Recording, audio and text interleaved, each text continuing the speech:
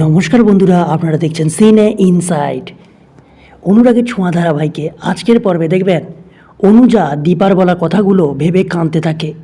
অনুজা বলে, সত্যিই তো আমি এই বিপদে এই বাড়িতে কোনো দিন এগিয়ে আসিনি, আমি এখনই এ বাড়ি থেকে চলে যাব।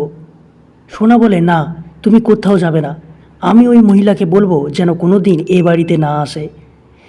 এই বলে সোনা দীপার অফিসে গিয়ে দীপাকে অপমান করে। দীপা ভালোভাবে সোনাকে বোঝালে সোনা সব বুঝতে পেরে দীপাকে জড়িয়ে ধরে। সেই সময় কৃষ্ণ এলে সোনা রেগে যায় আর বলে, তোমরা সবাই সুখে আছো আর আমার কাছে ন্যাকামি করছো। তারপর কৃষ্ণকে চড় মারে। কৃষ্ণ বলে, তুমি আমার বোনের মতো, তাই তুমি আমাকে যা খুশি করতে পারো। সোনা বলে, আমি তোমার কেউ নই, এই বলে চলে যায়। এদিকে উর্মি সূর্যকে ওষুধ খাওয়াতে গেলে সূর্য বলে, আচ্ছা এই ওষুধটা তো আমি নিজেই খাই, তাহলে এই ওষুধটা তোমার কাছে কেন থাকে? আজ থেকে ওষুধটা আমার কাছে থাকবে। এই কথা উর্মি কুন্তলাকে বললে কুন্তলা বলে, রূপা ওষুধটা বদলে দিয়েছে, তাই সূর্য এরকম করছে। তবে এবার সূর্যকে এমন ওষুধ দেব যাতে ওর কথা বন্ধ হয়ে যায়।